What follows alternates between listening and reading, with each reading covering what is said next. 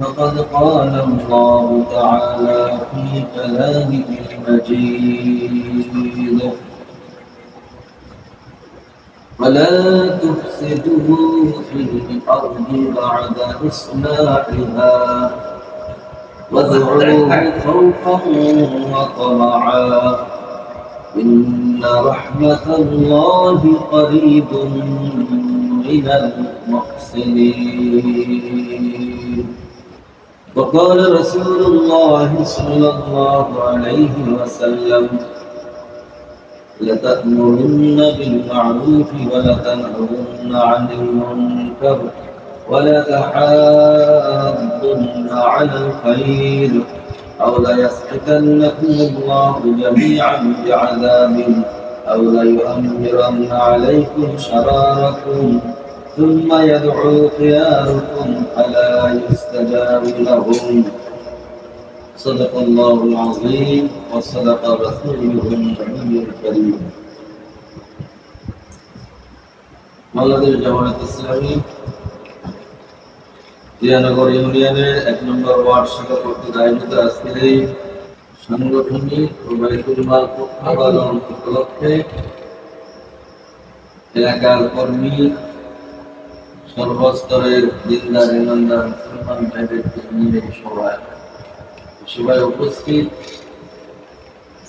সম্মানিত সভাপতি পরিচালক মাওলানা রেজাউল করিম ভাই উপস্থিত আছেন, ইউনিয়নের সম্মানিত আমির মাওলানা মহিউদ্দিন উপস্থিত আছেন, বিশিষ্ট আলেম দ্বীন মুফাসসির কোরআন, তরুণ উদীয়মান বক্তা মাওলানা বুলবুল আহমদ, উপস্থিত অন্যান্য উলামায়ে কেরাম, সর্বস্তরের দিনদার ইমানদার মুসলমান ভাইয়েরা, আসসালামু আলাইকুম ওয়া রাহমাতুল্লাহ। মহান আল্লাহ পাকের দরবারে শুকরিয়া জ্ঞাপন করছি যে আল্লাহ পাক বাংলাদেশের এই জমিনটাকে দ্বিতীয়বার আবার স্বাধীনভাবে চলার উন্মুক্ত একটা পরিবেশ সৃষ্টি করে দিয়েছেন। যে আল্লাহ পাক কোরআনের কথা বলার, দ্বীনের কথা বলার, মানুষের অধিকার নিয়ে কথা বলার যেখানে সুযোগ ছিল না, জগদ্দল পাথরের মতো চেপে থাকা একটা কি বলা যায় এই অপশক্তি, এই অপশক্তিকে আল্লাহ পাক সরে দিয়ে উন্মুক্ত পরিবেশ সৃষ্টি করে দিয়েছেন। এই জন্য মহান প্রভুর দরবারে আমরা শুকরিয়া জ্ঞাপন করছি, আলহামদুলিল্লাহ।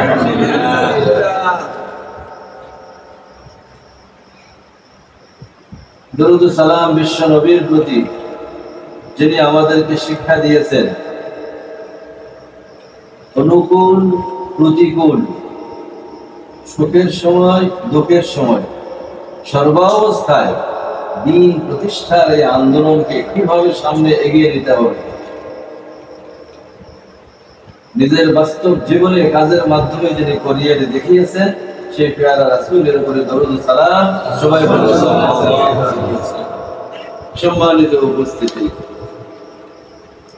আপনাদের সামনে কয়েকটি গুরুত্বপূর্ণ কথা বলবো, আশা করি আপনারা অত্যন্ত মনোযোগ সহকারে শুনবেন। মনোযোগ না থাকলে সেটার কোনো ফায়দা হয় না।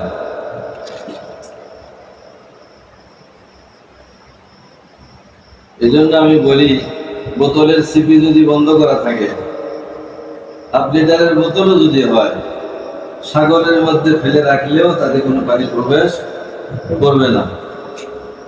আর যদি বোতলের সিপি খোলা থাকে তাহলে এর মধ্যে পানি প্রবেশ করবে। তো সিপিটা খোলা রাখতে হবে। এখন কেউ যদি মনে করে যে আলোচনা করা হবে এটা আমার জানা আছে, তাহলে বোঝা যাচ্ছে বোতলটা ভর্তি আছে, বোতল ভর্তি আছে, যাদের বোতল ভর্তি আছে আলহামদুলিল্লাহ, তা যদি স্বচ্ছ পানি দিয়ে ভরা থাকে আলহামদুলিল্লাহ,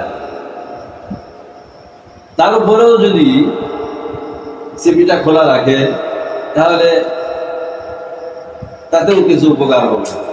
বলেন তো কি উপকার হবে? ঢালা হয় তাহলে বোতলের গাটা ধুয়ে পরিষ্কার হয়ে যাবে, হবে কিনা? হবে। আল্লাহ পাক বলছেন ওয়াযাক্কির ফাইন্নাদ যিকরা তানফাউল মুমিনিন। হে আমার প্রিয় পয়গম্বর, আপনি মানুষকে বোঝাইতে থাকুন, বোঝাইতে থাকলে মুমিন বান্দাদের উপকার নিশ্চয়ই হবে। আপনারা যারা এখানে উপস্থিত আছেন আপনারা সবাই মুমিন, আপনাদের উপকার অবশ্যই হবে। কিছু গুরুত্বপূর্ণ কথা আপনাদের সামনে তুলে ধরব। এরকম ভাবে মুক্ত ভাবে কথা বলার সুযোগ ছিল না আগে।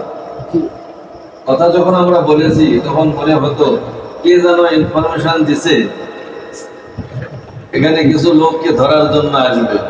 যারা উপস্থিত হবে তারাও ভয় পেত যে ওখানে যাইয়া কোনো ঝামেলায় জড়ানোর চাইতে নিরাপদে থাকাই ভালো। এভাবে একটা পরিবেশ ছিল।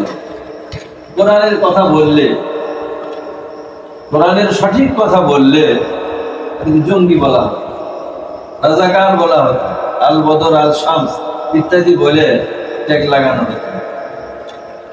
সেই পরিবেশ আল্লাহ পাক এমন ভাবে পাল্টায় দিয়েছেন যে রাজাকার দিয়া, রাজাকারের ভয় দেখায়া মানুষকে ইসলামী আন্দোলন থেকে দূরে রাখা হতো। এই দেশের ছাত্র জনতা, সর্বস্তরের মানুষ নিজেরা বলেছে যে আমরা রাজাকার। আমি কে, তুমি কে? রাজাকার স্লোগান দিয়েছে।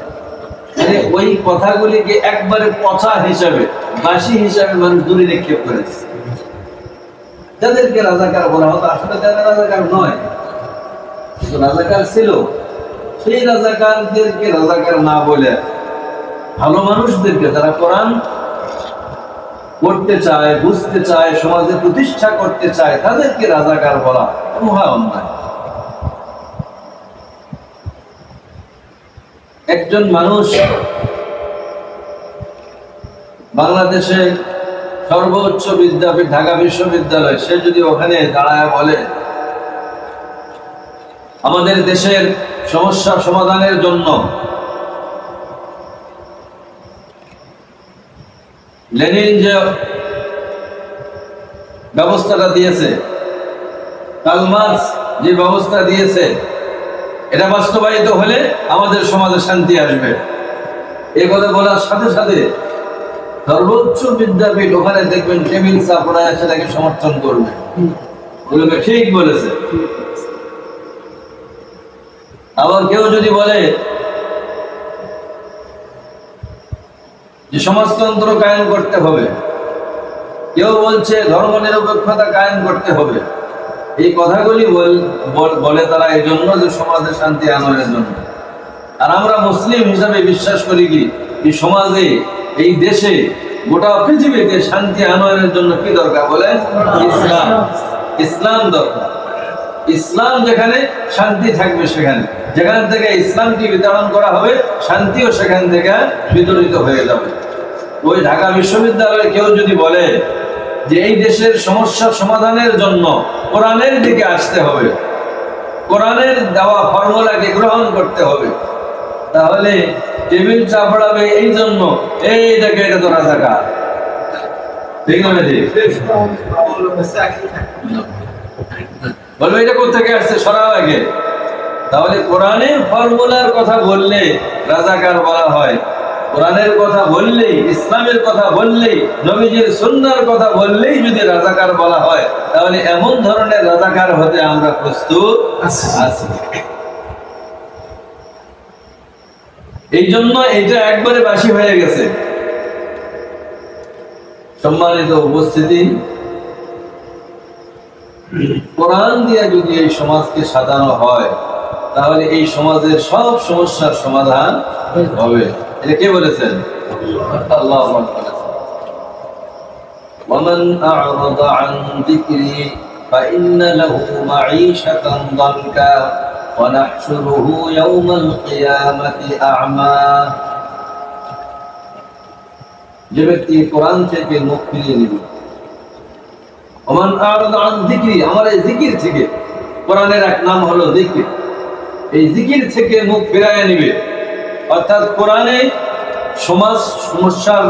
সমাজে যে সকল সমস্যা আছে এই সমস্যা সমাধান করার জন্য ব্যক্তি সমাজ এবং রাষ্ট্রের যত সমস্যা আছে এই সমস্যা সমাধানের জন্য মানুষের মাঝে শান্তি আনয়নের জন্য যে ফর্মুলা দেওয়া আছে এই ফর্মুলার থেকে মুখ ফিরাইয়া অন্যমুখী হবে কোরআন শিক্ষা করা বাদ দিয়া অন্য কিছু শিক্ষা করবে কোরআন গবেষণা করা বাদ দিয়া অন্য কোনো গবেষণা করবে এরকম যারা কোরআন থেকে মুখ ফিরিয়ে নিবে তাদের দুনিয়ার জীবনটা হবে সংকীর্ণ জীবন। এটা কার কথা? আল্লাহর কথা। দুনিয়ার জীবনটা তাদের হবে সংকীর্ণ। সংকীর্ণ হওয়ার অর্থ হলো হাই হাই নাই নাই খাই খাই মিটবে না, এটা শুধু ব্যক্তি পর্যায়ে চিন্তা করা হয়। সমাজ এবং রাষ্ট্রীয় ভাবে চিন্তা করলে সমাজ এবং রাষ্ট্রের যে সকল সমস্যা, আমাদের বাংলাদেশে 1 নম্বর সমস্যা দেওয়া হয়েছে দারিদ্রতা, বেকারত্ব। আরো কি সমস্যা? এই সমাজে ধর্ষণ, চুরি ডাকাতি, দুর্নীতি কত উচ্চ পর্যায়ে চলে গেছে, খুন খারাপি যখন তখন লেগেই আছে। এই যে বড় বড় সমস্যাগুলি, এই সমস্যার সমাধান করার জন্য বহু আইন করা হয়েছে, নতুন নতুন আইন চালু করা হয়েছে, শাস্তির ব্যবস্থা করা হয়েছে, কিন্তু সমাজ থেকে কি এগুলি নির্মূল করা গেছে? মাদক নির্মূল করার জন্য জিরো টলারেন্স করা হয়েছে, তা কি হয়েছে? হয়নি। কারণ কি? আল্লাহ বলছেন যে এই জিকির, আমার এই কোরআন থেকে, কোরআনের ফর্মুলা থেকে মুখ যদি কেউ ফিরাইয়া নেয়, অন্যমুখী হয়, তাহলে তাদের জীবন হবে সংকীর্ণ জীবন। অর্থাৎ তাদের এই সমস্যার সমাধান হবেই না, বরং তারা বিপদের মুখে নিপতিত হবে, ক্ষতিগ্রস্ত হবে। আর আখিরাতে কি হবে? তাদেরকে অন্ধ করে উঠানো হবে। ওয়ানাহশুরুহু ইয়াওমাল কিয়ামাতি আ'মা, তাদেরকে অন্ধ করে উঠানো হবে। ক্বালা রাব্বি লিমা হাশারতানি আ'মা ওয়াকাদ কুনতু বাসীরা। তখন ওই অন্ধ লোকগুলি চিৎকার দিয়ে আল্লাহর কাছে কেঁদে কেঁদে বলবে, হে আল্লাহ, দুনিয়ায় তো আমরা চক্ষুষ্মান ছিলাম, তুমি আমাদেরকে কেন অন্ধ করে উঠালে? আল্লাহ পাক জবাব দিবেন, قال كذلك أتتك آياتنا فنسيتها وكذلك اليوم تنساها। তোমরা চক্ষুষ্মান ছিলে, তোমরা সবকিছু দেখতে, আমি তোমাদেরকে চোখ দিয়েছিলাম, দেখার সুযোগ দিয়েছিলাম। এই চোখ দিয়ে তোমরা দুনিয়ার সবকিছু দেখেছো, কিন্তু আমার কোরআনের দিকে তাকাওনি। মানুষের জীবন সমস্যার সমাধানের জন্য আমি যে ফর্মুলায় কোরআন মজিদে দিয়েছিলাম, সেই ফর্মুলাকে তোমরা এই কোরআন থেকে গ্রহণ করনি, কোরআনের এই ফর্মুলাকে তোমরা দেখতে পাওনি। সুতরাং এই চোখ যখন আমার কোরআন দেখতে পেল না, দেখলো না, কোরআনের ফর্মুলাকে গ্রহণ করলো না, সেই চোখের আর কোনো দরকার নাই। সুতরাং তোমাদেরকে অন্ধ করে উঠানো হয়েছে।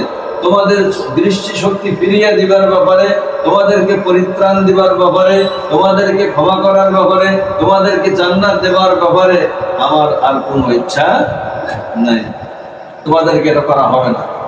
এটা আল্লাহ পাক পরিষ্কার করে জানাই দিবেন। সেটা যে জানাবেন তার আগেই আল্লাহ কোরআন শরীফে আমাদের মাঝে এটা জানিয়ে দিয়েছেন। সুতরাং আজকে যারা কোরআন থেকে মুখ ফিরিয়ে রেখেছে, তারা দুনিয়ায় শান্তির পরিবর্তে ফাসাদ সৃষ্টি করে রেখেছে। দেখুন কিভাবে ফাসাদ সৃষ্টি করেছে।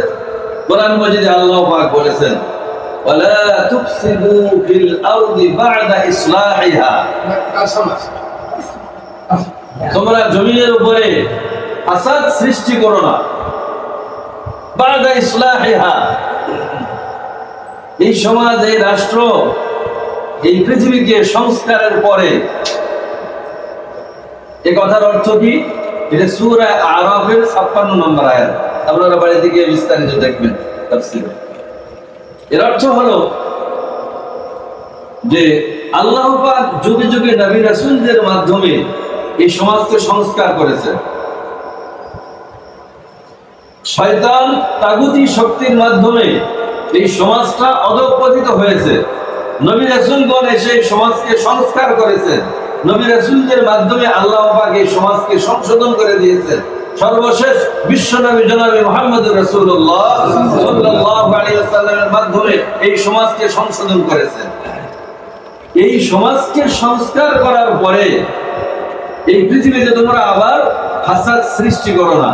এখানে ফাসাদ সৃষ্টির অর্থ মুফাসসিরিনে কিরামগণ লিখেছেন যে বিশ্বনবী সাল্লাল্লাহু আলাইহি ওয়াসাল্লাম শান্তি আনয়নের জন্য কোরআনের বিধানকে গ্রহণ করার জন্য বলেছেন। আল্লাহ পাক সেই বিধান দিয়েছেন। সূরা নিসার 105 নম্বর আয়াত আল্লাহ পাক বলেন, ইন্না আনজালনা ইলাইকাল কিতাবা বিল হক লিতাহকুমা বাইনান নাসি বিমা আরাকাল্লাহ ওয়া লা তাকুন লিল খাইনিনা খাসীমা। ইন্না আনজালনা ইলাইকাল কিতাব, নিশ্চয় আমরা এই কিতাব তোমার প্রতি নাযিল করেছি বিল হক, পরম সত্যতার সঙ্গে। নির্ভুল, এতে কোনো সন্দেহ নাই, পরম সত্যতার সঙ্গে এটা আমি তোমার প্রতি নাযিল করেছি। কি জন্য? লিতাহকুমা বাইনান নাস, তুমি মানুষের মাঝে বিচার ফায়সালা করবে, রাষ্ট্র পরিচালনা করবে এই কোরআন দিয়ে। বিমা আরাকাল্লাহ, আল্লাহ পাক তোমাকে যেভাবে দেখিয়েছেন। ওয়ালা তাকুন লিল খাইনিনা খাসীমা, আর খেয়ানতকারীদের সহযোগী হবে না। তাই এই আয়াতের মধ্যে বলা হলো যে আল্লাহ পাক কোরআন নাযিল করেছেন, তার রাসূল পাঠিয়েছেন, এই রাসূলের মাধ্যমে এই কোরআন দিয়া মানুষের মাঝে বিচার ফায়সালা করবে, রাষ্ট্র ক্ষমতা পরিচালনা করবে। যারা এই কোরআন দিয়া রাষ্ট্র পরিচালনা করে না, করতে চায় না, করা পছন্দ করে না, এরা হলো খেয়ানতকারী। এদিকে তাকান সবাই, তারা হলো খেয়ানতকারী। আর বিশ্বনবীকে বলা হচ্ছে আপনি ওই সকল খেয়ানতকারীদের সহযোগী হবেন না। তাহলে কোরআন দিয়ে যারা রাষ্ট্র পরিচালনা করে না, বিচার ফায়সালা করে না, তারা খেয়ানতকারী, তাদের সহযোগী হতে নিষেধ করতেছেন আল্লাহ। সুতরাং কোরআন দিয়ে বিচার ফায়সালা করতে হবে, রাষ্ট্র পরিচালনা করতে হবে। আল্লাহ পাক এই যে সংস্কার করে দিয়েছেন। আইয়ামে জাহিলিয়াতের যুগে তারা মঙ্গলা আইন দিয়ে বিচার করত, তাগুতি আইন দিয়ে বিচার ফায়সালা করত। বিশ্বনবী এই কোরআন দিয়ে বিচার ফায়সালা করেছেন। এখন বলেন তো, বিশ্বনবীর তিরোধানের পর আজকে আমার বাংলাদেশে 98% মুসলমানের দেশে কোরআন দিয়ে বিচার ফায়সালা হয় না। কোরআনের বিধান এই সমাজে চালু আছে নাই।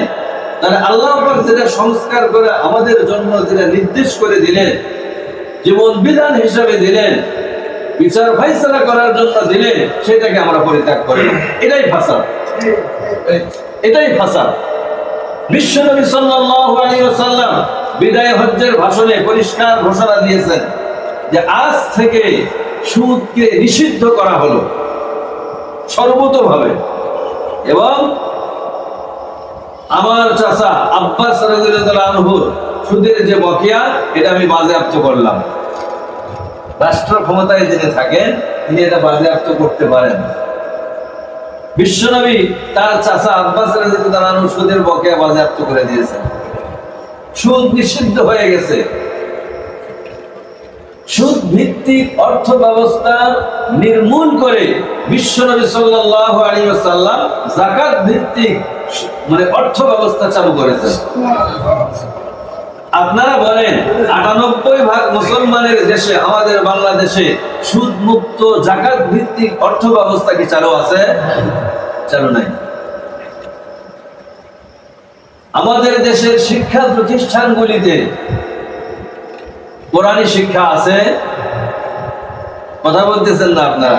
ক্লাস 1 থেকে সর্বোচ্চ মাস্টার্স পর্যন্ত পড়ে আসবে, ঢাকা বিশ্ববিদ্যালয় থেকে পড়ে আসবে, এই গোটা সিলেবাসের মধ্যে কোরআন শিক্ষার ব্যবস্থা আছে? নাই। কোরআন শিক্ষা তো নাই, যাও একটু ইসলামী শিক্ষার এর ভিতরে ছিল এগুলি সব ছেড়ে ফেলে দেওয়া হয়েছে, দিয়ে এর ভিতরে কি চালু করা হয়েছে? নাচ গান শেখানো হচ্ছে। তার উপরে শেখানো হচ্ছে যে ছেলে মেয়েরা যখন যুবক হচ্ছে তখন তাদের শারীরিক কি পরিবর্তন আসতেছে, কিভাবে আসতেছে, এগুলা শেখার ব্যবস্থা করে দিচ্ছে। আচ্ছা, এগুলা কি শেখানো লাগে? তাদেরকে শেখানোর ব্যবস্থা করা হয়েছে যে মেয়েদের পিরিয়ড আসলে, ছেলেদের বীর্যপাতের কি ব্যবস্থা, এগুলা নিয়ে বই পুস্তকের ভিতরে শিক্ষা দিচ্ছে। আর ভালো ভালো গল্পগুলি সরাই দেওয়া হয়েছে। খুব সংক্ষেপে বলতেছি, আর অনেক কথা আছে এই জন্য সংক্ষেপে বলতেছি। তো শিক্ষা ব্যবস্থাটাকে এইভাবে করে ধ্বংস করে দেওয়া হয়েছে। এই শিক্ষা ব্যবস্থা যদি 10 থেকে 15 বছর থাকে, আগামী প্রজন্ম এরা ইসলাম তো জানবেই না, বরং এই শিক্ষা ব্যবস্থায় শিক্ষিত হয়ে ইসলামকে নির্মূল করার জন্য এক একজন আর সৈনিকের কাজ করবে। আপনার আমার সন্তানরা বাবা তাহাজ্জুদ পড়ে কিন্তু ছেলে হয়ে গেছে নাস্তিক, সর্বোচ্চ বিদ্যাপীঠ থেকে পড়ে এসেও সে নাস্তিক হয়ে গেছে। কারণ কি? শিক্ষা ব্যবস্থায় নাস্তিক হওয়ার বিশাল একটা সুযোগ করে দেওয়া হয়েছে। কোরআনের জ্ঞান নাই, কোরআনের জ্ঞান না থাকলে সেই লোকটা কি রকম? আমি সংক্ষেপে একটা উদাহরণ দিই। ছোটবেলায় আমরা ক্লাস 2 অথবা 3 বইতে পড়ছিলাম, এরকম পড়েছিলাম যে মাঝি নৌকা চালাচ্ছে আর নৌকাতে উঠছে একজন বাবু। এই বাবু নৌকাতে উঠে, তার তো অনেক জ্ঞান, বিশ্ববিদ্যালয়ে পড়াশোনা করেছে। এখন বাবু মাঝিকে বলতেছে, মাঝি বলো তো সূর্য কেন পূর্ব দিকে ওঠে পশ্চিম দিকে ডুবে?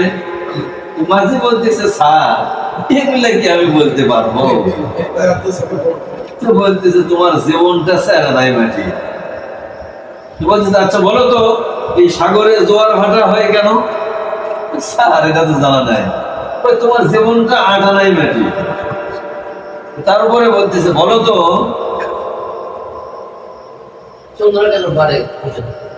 না এই জোয়ার ভাটার কথা বলতেছে, তুমি কি ইতিহাস জানো? বলতেছে, না স্যার ইতিহাস কি জানি না। তো বলছে, তোমার জীবনটা 12 আনাই মাটি। বলতেছে, এরপরে ঝড় উঠছে, এই ঝড় উঠছে, নৌকাটা তুলতেছে। এখন বাবু মাঝিকে বলছে, মাঝি সাবধান, ঝড় উঠেছে, নৌকা টলমল করতেছে, সাবধান হও। মাঝি জিজ্ঞেস করতেছে, বাবু আপনি কি সাঁতার জানেন? তো বলতেছে, না রে মাঝি, না আমি তো সাঁতার জানি না। তো মাঝি বলতেছে, আপনার জীবন 16 আনাই মাটি। কারণ কি? যদি নৌকা উল্টে যায়, ডুবে যায়, আমি তো সাঁতরায় কিনারে উঠবো, আপনার তো সাঁতার জানা নাই, আপনার শরীর সমাধি হবে এখানে, ঠিক না ভাই? কি বুঝাইলাম? অনেক জ্ঞান অর্জন করেছেন, কোরআনের জ্ঞান নাই, আপনার জীবন 16 আনাই মাটি, ঠিক না ভাই? কথাটা বুঝতে হবে। আপনার জীবন 16 আনাই মাটি যদি কোরআনের জ্ঞান না থাকে। বিশ্বনবী বলেছেন, ইন্নাল্লাযী লাইসা ফী জাওফিহি শাইউন মিনাল কুরআনি কাল বাইতিল খারিব, যার সিনার মধ্যে কোরআনের কোনো অংশ নাই, এটা একটা উজাড় গৃহ। সুতরাং ওয়ালা তুফসিদু ফিল আরদি বা'দা ইসলাহিহা, সমাজকে সংশোধন করার পরে তোমরা এই পৃথিবীতে ফাসাদ সৃষ্টি করো না। অর্থাৎ বিশ্ব নবীর মাধ্যমে, কোরআন সুন্নাহর মাধ্যমে আমি যেই ব্যবস্থা দিয়েছি, এই ব্যবস্থার বিপরীত কিছু চালু করতে চেষ্টা করাই হলো ফাসাদ। আর আমাদের সমাজে কোরআন আর সুন্নাহর বিপরীত সবকিছু চালু করা আছে। শুধু আছে কোনটা? একটা আইন আছে আমাদের বাংলাদেশে, কি? বাবা মারা গেলে পৈতৃক সম্পত্তি মিরাজটা পাওয়া যায় কোরআনের বিধান অনুযায়ী। তার মতো আবার ভেজাল লাগে সাহেব খান সময় মুসলিম পারিবারিক আইন দিয়ে। তো এই একটা ছাড়া, এরকম 2-1টা ছাড়া আর সবগুলো কোরআন সুন্নাহর বিপরীত। আমি এর আগে আপনাদের সামনে অনেক কথা বলেছি, আর বলতে চাই না, নতুন করে বলার দরকার নাই, শুধু একটু ইঙ্গিত দিয়ে যায়। আপনি এই মসজিদে ঢুকলেন ডান পাও দিয়া, বের হবেন কোন পাও দিয়া? বাম পাও দিয়া। কারণ কি? এটা হলো সুন্নাহ, এটা সুন্নাহ। আপনি এই মসজিদ থেকে বের হয়ে বলেন তো আপনার মোটর সাইকেল নিয়ে, আপনার ভ্যান গাড়ি নিয়ে, কার গাড়ি নিয়ে রাস্তার কোন ধার দিয়ে যাবেন? বাম ধার দিয়ে। নবীজির সুন্নাহ কোনটা? ডান ধার দিয়ে। আচ্ছা, মসজিদে ইমাম সাহেব যদি কোনো সুন্নাহ বারবার পরিত্যাগ করে, মানে ছাড়ে দেন, তাহলে আপনারা লোকমা দিবেন না দিবেন না? দিবেন। মসজিদে ইমাম সাহেবের পিছনে লোকমা দিলেন একটা সুন্নাহ ত্রুটি হওয়ার ফলে, কিন্তু সারা জীবন আপনার বুদ্ধি হওয়ার থেকে মৃত্যুর মুহূর্ত পর্যন্ত আপনি নবীজির এই সুন্নাহকে লঙ্ঘন করলেন, কোনদিন তো ইমামদেরকে লোকমা দিলেন না। কোন ইমাম? সমাজের ইমাম, রাষ্ট্রের ইমাম, যারা আমাদের দেশ পরিচালনা করে, ওরাও তো ইমাম, ঠিক কিনা? মসজিদের ইমাম তো মসজিদে নামাজ পড়ায়, ইমামের ইক্তেদা করে। ইমাম সাহেব সেজদায় গেছে, কেউ যদি দাঁড়ায় থাকে তার নামাজ হবে? ইমাম সাহেব উঠছে আর ওই সেজদায় পড়ে আছে, তার নামাজ হবে? ইমামের ইক্তেদা করলে ইমাম যা করবে সেভাবে করতে হবে, যদি ত্রুটি করে লোকমা দিতে হবে। তাহলে সমাজের ইমাম, রাষ্ট্রের ইমাম যারা ত্রুটি করতেছে, শুধু সুন্নাহ নয়, ফরজ ওয়াজিব সব ছেড়ে দিছে, বরং ফরজ ওয়াজিব আল্লাহর দেওয়া বিধানের পরিপন্থী আইন তৈরি করে সেই আইন আমাদের মাথার উপরে চাপিয়ে দেওয়া হয়েছে, ঠিক না নাকি? সুতরাং এই ইমামদেরকে লোকমা দিতে হবে, শুধু লোকমা না, আর কি করতে হবে? আপনি নদীর মাঝখানে চলে গেছেন, এখন নৌকার তলাকানা করতেছে, জাহাজের তলাকানা করতেছে, এই সময় আপনি শুধু ওখানে ওই ওয়াজ করলে আর নসিহত করলে হবে নাকি? প্রথমে তো ওয়াজ করতে হবে, এই ভাই তোমরা কি করতেছো? কই ভাই পানির দরকার, বারবার বিরক্ত করার দরকার নাই, পানি আর নিচে আছে, এই জন্য আমরা ছিদ্র করতেছি। এই ছিদ্র করা যদি বন্ধ না করে তাহলে কি হতে পারে বলেন তো? গোটা জাহাজটা ডুবে যাবে। খালি নিচতলা ডুববে না উপরতলাও? উপরতলাও ডুববে। তাও উপরতলা মানে কি? যারা আলেম ওলামা, আল্লাহ তাদেরকে কোরআনের জ্ঞান দিছে, ইসলামের জ্ঞান দিছে, ওই সকল আলেম ওলামারা যদি চিন্তা করে, আমরা মাদ্রাসার যত ছাত্র তৈরি করছি, আমরা যত মানুষদেরকে দ্বীনের পথে দাওয়াত দিছি, ভালো কথা বলছি, এই হলে আমাদের বেহেশত ঠেকায় কে? এরকম যদি ধারণা করে তাহলে সে ভুলে স্বর্গে বসবাস করতেছে। গোটা সমাজ অধঃপতিত হবে আর আপনি চুপ করে থাকবেন, তা হয় না। কোন এক এলাকা ধ্বংস করার জন্য আল্লাহ পাক জিবরাইল ফেরেশতা পাঠিয়ে দিয়েছেন, ওই এলাকা ধ্বংস করতে এসে ফেরেশতা দেখে ওই এলাকার সব লোক খারাপ, কিন্তু একটা লোক একেবারে আল্লাহর জিকির নিয়ে ব্যস্ত, তাসবিহ তাহলিল সব সময় করতেছে, কোনো অন্যায় কাজ করে না। ওই লোকটার ব্যাপারে আল্লাহ তাআলার কাছে জিজ্ঞাসা করেছেন ফেরেশতা, আল্লাহ ওই লোকটাকে সহকারে ধ্বংস করে দিব না ওকে বাদ দিয়া? আল্লাহ পাক বললেন, ওকে সহকারে ধসায় দাও। কারণ কি? গোটা সমাজ অধঃপতিত হয়েছে আর সে ভ্রুকুঞ্চিত করেনি, চুপ করে বসে আছে। অথচ বিশ্বনবী বলেছেন, মান রাআ মিনকুম মুনকারান ফালিয়ুগাইয়িরহু বিয়াদিহি ফাইন লাম ইস্তাতি ফাবিলিসানি ফাইন লাম ইস্তাতি ফাবিকলবিহি ওয়া যালিকা আদআফুল ঈমান।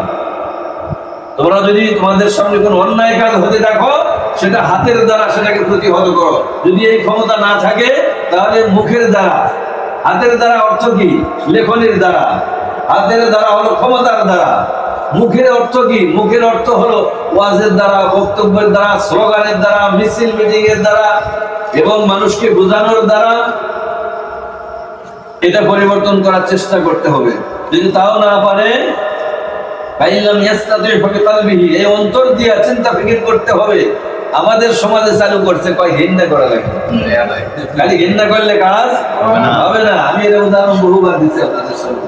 ঘৃণা করলে কাজ হবে না, অন্তর দিয়ে চিন্তা ফিকির করতে হবে। আর বিশ্বনবী বলেছেন, ওয়াযালিকা আদআফুল ঈমান, এটা দুর্বলতম ঈমানের অবস্থান, দুর্বলতম ঈমান। যাদের ঈমান একেবারে দুর্বল তাদের এই অবস্থা, তারা অন্তর দিয়ে চিন্তা ফিকির করবে। আর যারা অন্যায়কে পরিবর্তন করার চেষ্টা করবে না, কথাও বলবে না, চেষ্টাও করবে না, এরা তো বোবা শয়তান। যত বড় ভালো পরেশগারিতা দেখাক, তার এই পরেশগারিতা গ্রহণযোগ্য হবে না। সুতরাং এরা হলো উপরতলার লোক। এই উপরতলার লোকদেরকে বলা হচ্ছে তোমরাও ডুববা। এই দেশে যদি ভূমিকম্প আসে তাহলে আলেম ওলামার ঘর বাড়ি কিছুই ক্ষতি হবে না, তাই না? সবারই হবে। আচ্ছা, আপনারাই বললেন, কিন্তু যদি আগুন লাগে হুজুরদের ঘরে তো পড়বে না, কারণ চতুর্দিকে পুড়ে যাবে, হুজুরের বাড়িতে একবারে ভালো থাকবে, তা থাকবে না। মানে হুজুরের বাড়ির ছেলে মেয়ে যারা আছে এদের কোনো ক্ষতি হবে না, খারাপ হলে অন্যান্য বাড়ির হবে, হুজুরের বাড়িতে হবে এরকম কি? নূহ আলাইহিস সালাম আল্লাহর নবী, তার ছেলে খারাপ হয়ে গেছে, তার স্ত্রী খারাপ হয়ে গেছে, বিরুদ্ধবাদীদের সঙ্গে যুক্ত হয়েছে, সুতরাং সকলে খারাপ হয়ে যাবে। গজব আসলে, বিপদ আসলে, মুসিবত আসলে সকলের উপরে আসবে, নিচের তলা উপরের তলা সবাই মিলে ডুবতে হবে। আর এই ডুবার থেকে বাঁচার জন্য জাহাজের তলা যারা ছিদ্র করতেছে, এই ছিদ্রকারীদেরকে বুঝাতে হবে, বুঝ যদি না মানে তাহলে প্রয়োজনে শক্তি প্রয়োগ করে তাদেরকে ঠেলে ফেলে দিতে হবে, তাদের হাতের অস্ত্র কেড়ে নিতে হবে, ঠিক না বেশি? আর সেই কাজটাই আজকে আমাদের এই তরুণ যুবক ছাত্ররা দেখিয়ে দিয়েছে, যে যখন আমাদের বাংলাদেশে বিভিন্ন দলগুলি আন্দোলন করে কিছুই করতে পারতেছিল না একটা ইসলাম বিদ্বেষী সরকারকে হটানোর জন্য, এক ব্যক্তির শাসন থেকে এই দেশকে মুক্ত করার জন্য সব দল যখন অক্ষম হয়ে গেছে, তখন ছাত্ররা ময়দানে এসেছে। এই ছাত্রদের দ্বারা সম্ভব হয়েছে কেন জানেন? এই ছাত্ররা জীবন দিতে প্রস্তুত ছিল, ঠিক না বেশি? আপনারা আবু সাইদকে দেখেছেন, বুক পাতায় দিছে এরকম। আবু সাইদের ধারণা ছিল যে তারা গুলি করবে না, কিন্তু তারপরেও যদি করে তারপরে আমরা বুক পেতে দেবো, বুক পেতে দিছি, করো গুলি, আমার বুকে গুলি করতে পারো, কিন্তু আমরা এই আন্দোলন থেকে পেছপা হবো না, আমরা ন্যায্য দাবি নিয়ে আসছি, তোমরা অন্যায়ের উপরে প্রতিষ্ঠিত আছো, সুতরাং এই অন্যায়ের সামনে আমি বুক পেতে দিলাম, যদি গুলি করতে হয় তাও করো, তাহলে অন্যায় আমরা মেনে নিব না, ন্যায় আমরা প্রতিষ্ঠা করেই ছাড়বো, তার জন্য সে বুক পেতে দিয়েছিল, ঠিক না? ঠিক। এই আবু সাইদ শহীদ হওয়ার পরে সব ছাত্রের অন্তরের মধ্যে এই বিদ্রোহের তামারল জেগে উঠেছে, ঠিক না? ঠিক। তখন তারা মৃত্যুকে পরোয়া না করে তারার সামনে বুক পেতে দিয়েছে, ঠিক না? ঠিক। মৃত্যুকে আলিঙ্গন করেছে, কিন্তু অন্যায়ের সামনে মাথা নত করেনি। এই শিক্ষা আমাদেরকে অনেক আগে দিয়ে গেছেন বিশ্ব নবীর দৌহিত্র হযরত হুসাইন রাদিয়াল্লাহু আনহু, ঠিক না? ঠিক। তিনি দেখিয়েছেন যে অন্যায়ের সামনে মাথা নত করা যাবে না, প্রয়োজনে জীবন দিতে হবে, আর জীবন দিলে সে হবে শহীদ, ঠিক না? ঠিক। শাহাদাতের মৃত্যু এর মর্যাদা কম না বেশি? বেশি। কেমন বেশি?